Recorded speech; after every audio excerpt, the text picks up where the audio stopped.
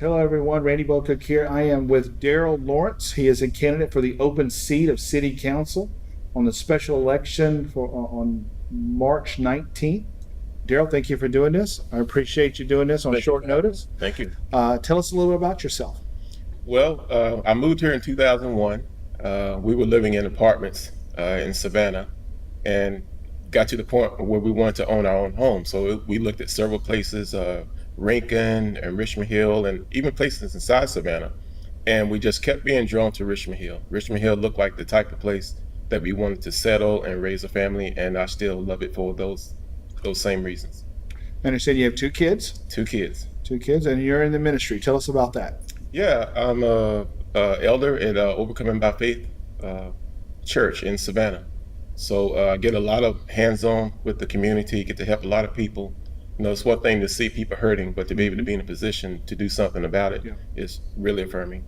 Tell me why you think you'll be a good position or a good person for the position of City Council. Why do you think you should hold that seat? Well, because I'm excited. I'm ignited to be able to have an opportunity to come in and serve the community in which I live. This goes back to the MLK parade that we just had, the first annual. I was a volunteer. I was there from start to finish, and I hadn't really done anything like that before. You know, should have been, but I didn't. And when I saw all the people come out, when the parade began to start, and I saw all the spectrum of people, you know, who came out because they wanted to, not because they were coerced. They just wanted to be there. I was just glad to be a part of something that historic, and I wanted that to continue. And it lit a fire in me. And so my wife told me about the position of City Council, and I said, this seems like just a perfect launching point to continue what I felt during that parade. So I look forward for an opportunity to serve in this capacity. I tell you, you bring up the Dr. Martin Luther King Day parade. We attended that. My son and I and my family was a part of that parade. We loved it. It was we needed that in Richmond Hill. It's been a long time coming. And Russ Carpenter, the mayor, is the spearhead of getting that parade done in Richmond Hill. He was at the front of the parade with arm in arm with some of the local leaders in our community. Tara Broniak has been very involved. Jan Bass has been very involved in our community. If you're elected to that seat, would you hold that same kind of passion for helping and being involved in city events like they are? Absolutely. Like I say, that's the reason that I'm in this chair right now, being interviewed by it. This is what ignited me, that event, and what I learned in seeing all the different spectrum of people was that there are a lot of things that we have in common, even though we don't all look alike. Yeah. So, if you're going to represent the people, you have to take an interest. You have to come out of your culture. You have to go and see what interests other people. So I plan on attending as many events as I can, see why people like what they like, and interact with them. One of the issues that we have now is there's a little bit of a push to consolidate the fire departments on the county side and the city side. Some of the local city firefighters are not too happy about that decision or even the thought of that decision. The city's rating for insurance is a little higher than the county, and they're worried about it bringing down their rating system a little bit. And also some of the things that the city has done to have opened up their community awareness and programs, the spring fling and the breakfast with Santa, and some of those programs that the city fire department's been really involved with. What's your stand on consolidation, and do you think that's something that we need here in Richmond Hill? Well, that's some questions I'm going to have to ask from the professionals who are the ones who have their hands on the plow. They're the ones serving the community. I have a good friend who's a captain in the fire department in Savannah, and he addressed some concerns with me about when they were working city and county hand in hand. And he had a problem with, the pecking order was getting in the way of actually servicing people. Does the county go first? Does the city go first? Does the city need to wait on the county even though they were there first? And the important thing is that they are able to serve the city as best as they can. So as long as there's not, like I say, pecking orders and territorial thoughts preventing them from doing that, then it'll be a good thing. But if those are things that need to be ironed out, then that needs to be addressed. Mr. Lawrence, the seat that you're going for, it was held by Johnny Murphy, who was a lion in this community. He was totally dedicated to this city and where it was going. his history, his past. He was a mentor of mine. He was such a lion in this city of putting the city first. Big shoes to fill if you get elected to that position. How can you ensure that his legacy and growth and some of the things that he was so passionate about continues with our beautiful little city? Well, I want to jump right off of that legacy. The things that I've heard about Mr. Johnny that he did is something that his legacy should take a bow for. Yeah. So those are the type of things that I want to do and that I want to learn how to do and continue to do and work with people, engineers, architects, whatever it takes to keep the city going forward.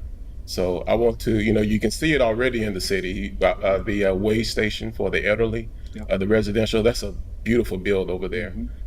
So I can't document the specifics of what he had his hands in, but it sounds like if he wasn't sponsoring some type of bill like that, Yeah. that he was helping to carry one across the finish line. So I want to continue to see things like that happen.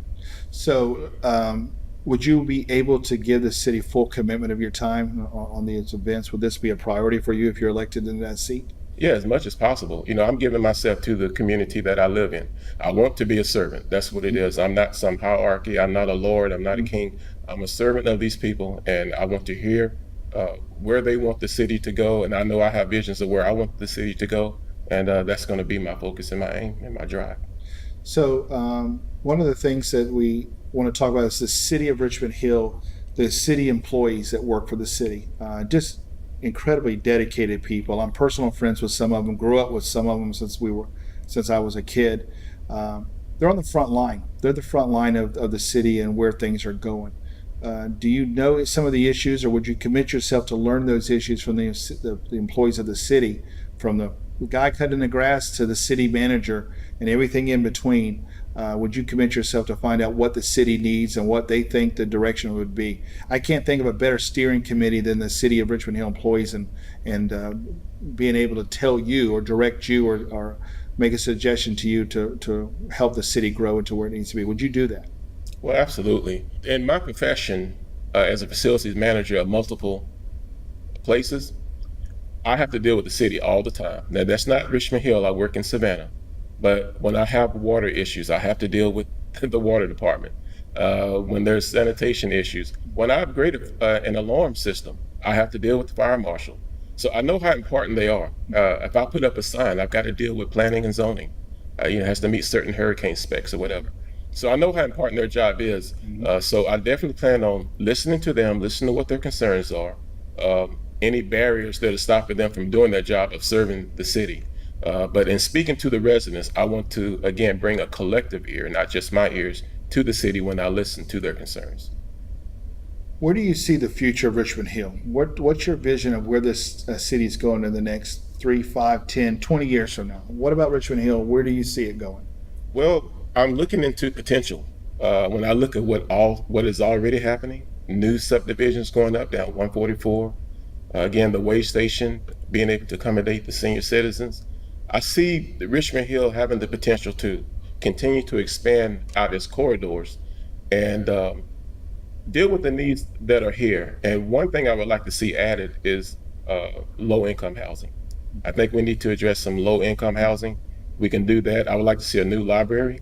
I think the library should actually be relocated closer to the vicinity of where most of the schools are. No question. And I want it to be state-of-the-art. I'm from a small town in Texas. It's very similar to Richmond Hill. When I travel home, we have a beautiful library, state-of-the-art, even metal detectors. We all watch the news. We know that bad things can happen. So we need to have a library with metal detectors, deeper aisles with different variety of books, definitely more computers, state-of-the-art technology. So I see Richmond Hill having the potential to fulfill that, continue to see new hotels like we see going out Highway 17. Just keep building and keep being innovative. I think Richmond Hill can do that. So last year, the city of Richmond Hill annexed a large tract of land, over 2,000 acres on that side of the county. And it caused a little bit of a controversy, and some of the members of the county were a little concerned by that. But the reason for that is the growth and controlled growth, and the city of Richmond Hill has some pretty tough standards in place. Would you have been for that annexation, almost doubling the size of the city, to include that 2,000 acres if you were on city council? Yeah, if it's for something that's going to benefit the city for what the city wants to operate, then definitely. But if there's some things that are better for the city to have control over, some things for the county. We have plenty throughout Richmond Hill where you can see this is Bryan County this or Richmond Hill, city that. So it depends on what the function and purpose of that territory would be to better define whether it's good or bad. Mr. Lawrence, why should we elect you city councilman of Richmond Hill? Well, because I still love Richmond Hill. For the same reasons I did in 2001. Richmond Hill is just the warmest place to drive home to. And you can see the small town feel of Richmond Hill still present in our events and our community of functions, yet you can see the innovation. So I am on both sides. It's not an either or. I'm on both sides of that coin. I want to see both preserved and both maintained. So, Thank you for your time. Thank you for doing this interview. Mr. Darryl Lawrence, he's a candidate for city council, the open seat held by Johnny Murphy, the late Johnny Murphy. The election date is March 19th. Get out and vote. Mr. Lawrence, thank you very much for your time today. Thank you. And thank you for listening. Hi, everyone. Randy Bocook here. I want to thank all of you for watching these interviews. I want to thank the candidates for coming out and giving us their time to tell who they are and what they're about. We have a special city here in Richmond Hill, and we can't really take it for granted, and we have to be careful on the persons or the people we put in charge of the city. We want to make sure that they're the best fit for our city. I hope these interviews will help you make a decision on who you think should hold that open seat for city council. Thank you for letting us come into your house, watch these interviews for the candidates, get out and vote on the 19th of March, and let's make sure that Richmond Hill is the great city that we have right now and will continue to be. Thank you.